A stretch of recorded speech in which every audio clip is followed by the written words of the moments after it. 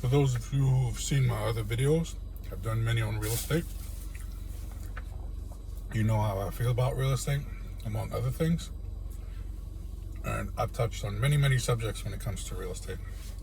But now I want to focus specifically on renters and landlords or owners. Like I said before, dealing with real estate, the only real thing you're paying for is space, especially if you're a renter. Now, for some weird reason, the system is set up so that the people who decided to take on the responsibility of being a property owner, they get to pass on their expenses, or what some people refer to as good debt, onto you, the renter. See, as the renter, you didn't sign up for that. As a renter, you're not responsible for property tax or other utilities, even though in many cases renters actually do pay their own utilities. But landlords and property owners will claim this as an expense and a reason to raise your rent. Again, what you're paying for is space.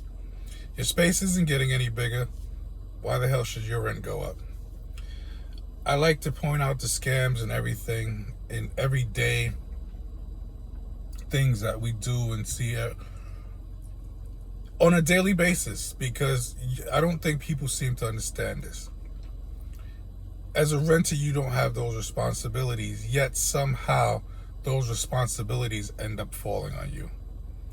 Please explain to me how this isn't a scam. Please explain to me how this isn't a pyramid scheme.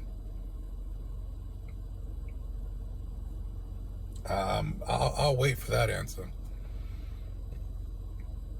And I'd like to thank my friend on Twitter there who insists on opening their mouth on these topics. I knew you were into some sort of real estate from the first message you sent me. And to be honest with you, a little bit of what you're talking about sounds very shady. Anyway, back to the renters. I'll ask the question again. If your space isn't getting any bigger, why the hell is your rent going up? Why are you taking on the responsibility that somebody else decided to take on for themselves? They signed up to be an owner. It's their responsibility.